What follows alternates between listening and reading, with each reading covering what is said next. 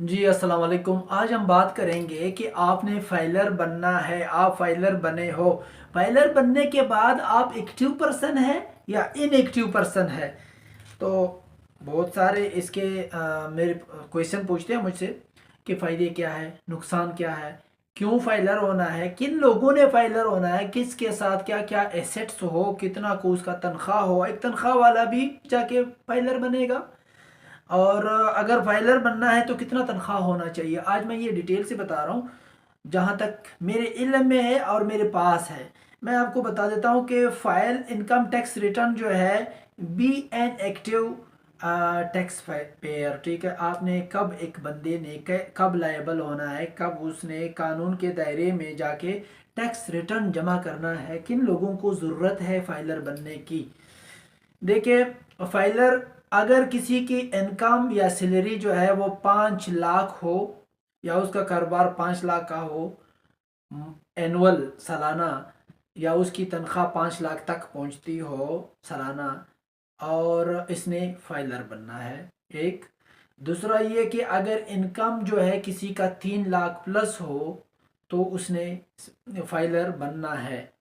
ठीक, इसी तरह अगर कोई 500 स्क्वायर फीट या उससे ज़्यादा स्क्वायर फीट यार्ड की अगर वो मालिक हो, या फिर एक फ्लैट रखता हो municipal committee area, municipal area में, ठीक है, जो जिस फ्लैट की 2000 स्क्वायर फीट रकबा हो इला उसका, तो उसने फाइलर बनना है। कमर्शियल और इंडस्ट्रियल इलेक्ट्रिसिटी कनेक्शन होल्डर हो, कोई किसी का कनेक्शन लगा हो, कमर्शियल कनेक्शन जिसका बिल एनुअल आता हो 5 लाख या उससे प्लस में, इन लोगों ने बनना है। क्या बनना है? फाइलर बनना है। एनटीएन नंबर होना चाहिए, इसका रजिस्टर्ड होना चाहिए, टैक्स पेयर होना चाहिए, रिटर्न जमा करना चाहिए उसको। या फिर एक गाड़ी रखता हो जिसकी 1000 सीसी या 1000 से ऊपर की वो सीसी रखता हो, जो हार्स पावर कहते हैं, 1000 सीसी की गाड़ी रखता हो। इसी तरह फिर member of chamber of commerce and industry और in other trade business association का वो मेंबर हो, तो भी जाके वो फाइलर बनेगा। Member of professional body including PEC का हो, वो इस प्रोफेशनल का वो मेंबर हो बॉडी का, जैसे कि पीएमडीसी है, पीईसी है, बार कौंसिल है, आई केप है, आईसी एमएपी का हो, ये मेंबर हो, तो जाके वो फाइलर होगा। फाइलर रिटर्न जमा करेगा और एक टैक्स पेयर पर्सन होगा पाकिस्तान का। Resident individuals with foreign income of 1,000 का वो यूएस डॉलर का वो इनकम लेता हो, या फिर एक कम अज कम एटलीस्ट 1 लाख यूएसडी डॉलर का वो बाहर मुल्क एसेट्स रखता हो, फॉरेन एसेट्स। तो इन बंदों ने पाकिस्तान में रहकर फाइलर बनना है। तो फाइलर के अगर आप नुकसान की बात करें, अगर आपने कानून के दायरे में रह के रहना है, तो फाइलर बनने के आपके कोई नुकसान नहीं है, आपके फायदे ही है। आप टैक्स कम पे करते हो, आपके जितने भी टैक्स है वो रिफंडेबल, कि आप जो है वो परसू कर सकते हो कि आपको वो टैक्स जितने आपने जमा किए होते हैं वो आपको वापस भी मिल सकते हैं। आप इसमें जम भी कर सकते हो, बार बार आपको थोड़ा पे करना पड़ता है। एक जो लीगल आपका एक टैक्स जमा करना होता है, वो आप जमा करें, आप कानून के दायरे में बिल्कुल क्रिस्टल क्लियर हो जाते हो।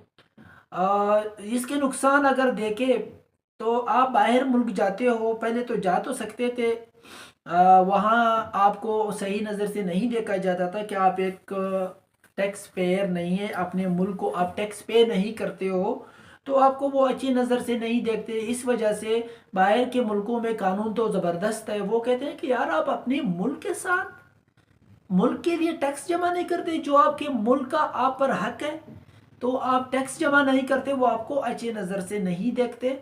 वो आपको अगर सही जॉब की बात करें, अगर किसी जिम्मेवारी की बात करें, अगर आपको एक रिस्पॉन्सिबिलिटी देनी है, वो लोग यही सोचते हैं कि आप रिस्पॉन्सिबल बंदे हैं ही नहीं, और अब तो मुश्किल हो गया, अगर आप टैक्स पेयर नहीं है, अगर आपके पास ये सारे एसेट्स हैं, इनमें से कोई एक है, तो आप टैक्स पे नहीं करते, आप बहुत सारे मामलात नहीं कर सकते, आपका सिम बंद कर दिया जाता है, आपको बाहर मुल्क नहीं भेज सकते, तो आप लेन देन जो है गाड़ी वगैरह ख़रीदना, प्रॉपर्टी ख़रीदना, उससे भी आप मना है, नहीं कर सकते।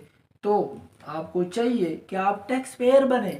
और सबसे जो आजकल मेरे साथ मेरे क्लाइंट्स के साथ हो रहा है और मैं सॉल्व कर रहा हूँ, लगाऊँ, वो ये है कि वो लोग एक्टिव पर्सन नहीं है, टैक्स पेयर तो है, रजिस्टर तो है, पर उन्होंने टैक्स जमा नहीं किया है, या तो इस साल का या प्रीवियस ईयर्स के भी उन्होंने जमा नहीं किए, वो इनएक्टिव पर्सन आ रहे हैं। उसको जो वो नॉन फाइलर है, उनका टैक्स जमा करना होता है उनको। कल को खुदा ना करे एक बार आप रजिस्टर हो जाते हो, तो एफबीआर की तरफ से आपको नोटिस भी हो सकता है, आप के अकाउंट से वो, जब आप बिल्कुल डिफ़ॉल्टर हो जाते हो, एफबीआर की नज़रों में आप जमा नहीं करते, रजिस्टर्ड है आप, तो आपके ख़िलाफ़ वो कोई भी एक्शन ले सकते हैं। दूसरी बात, आप कोई भी प्रॉपर्टी चालाकी करते हो, हम पाकिस्तानी तो माशाल्लाह आपको पता है आप सबको कि हम बहुत चालाक हैं, और हम अपनी चालाकी पे हमें बहुत नाज भी है। तो ना तो चालाक बनने की ज़रूरत है, ना हमें नाज होने की ज़रूरत है कि हमें अपनी चालाकी पे नाज हो। वो इसलिए कह रहा हूँ कि आप जब एक बार रजिस्टर्ड हो जाते हो, फाइलर एक्टिव पर्सन बन जाते हो, चाहे आपकी कंपनी है चाहे आप है, फिर आपके नाम कोई भी प्रॉपर्टी आए, कोई भी गाड़ी आए, तो वो आप शो नहीं करते। कब? रिटर्न जमा करने में, गोशवारे जिसे कहते हैं, गोशवारे जमा करने में, साल के आखिर में अगर आप गोशवारे जमा करते वक्त वो शो नहीं करते, तो आप क्या समझते हो कि आपने छुपा ली और वो बस छुप गई वो प्रॉपर्टी, वो आपके एसेट्स? नहीं जी, आप छुपाने की कोशिश ना करें। अगर आपने बिल्कुल 100% होशियार बनना है, तो फिर आप अपने नाम ना करें उसको ट्रांसफ़र, आप कोई और तरतीब कर ले, किसी और के नाम कर ले। आपके नाम जो भी एसेट्स होंगे, एफबीआर के पास वो आपके एसेट्स शो हो जाते हैं। लिहाजा कोशिश ये करें कि कानून के दायरे में रहकर सुकून ले, खुद भी और दूसरों को भी सुकून में रहने दे। आप कोई भी एसेट जो है वो उसको ना छुपाए, और एक्टिव पर्सन बने। जब आप इनएक्टिव पर्सन बन जाते हो, फिर आपका आरटीओ, रीजनल टैक्स ऑफिस जाना पड़ता है, आपको अपना ईमेल, जीमेल और मोबाइल नंबर एक्टिव करवाना, रिप्लेस करवाना होता है, आपको वो सर दर्द फिर लेना पड़ेगा। या तो आप किसी वकील को या टैक्स पेयर को, जो आप टैक्स रिटर्न जो है वो सबमिट करने वाला है आपका कोई भी, या तो आप उन्हें पैसे देंगे, फीस देंगे, वो आपका काम प्रोसेस करवाएगा, या फिर आपको खुद काम छोड़ के एक पूरा दिन लगेगा आपका, आपको जाना पड़ेगा आरटीओ ऑफिस जाना पड़ेगा, वहीं से आपने चालान लेना है, वहीं से आपने वो चालान फिलअप करना है, अपना नाम, अपना सेनेसी का नंबर, और अपना आपने मोबाइल नंबर और जीमेल आपने लिखवाना है। तो साथ में तंब आपका होगा, साइन होगा, आप खुद जाएंगे, जो आप टैक्स पेयर है आप खुद जाएंगे वहाँ पे, आप चालान लेंगे, ये जमा करेंगे, और उसके बाद आपकी स्कैनिंग होगी उस चालान की, उसके बाद आपको फिर से एक्टिव कर दिया जाएगा। आपको फिर जो प्रोसेस नेक्स्ट होने वाला है, रिटर्न जमा करने वाला है, तो क्यों इतना सर दर्द लेना है? बेहतर है आप लोग कोशिश करें कि टाइम पे अपने कोई लीगल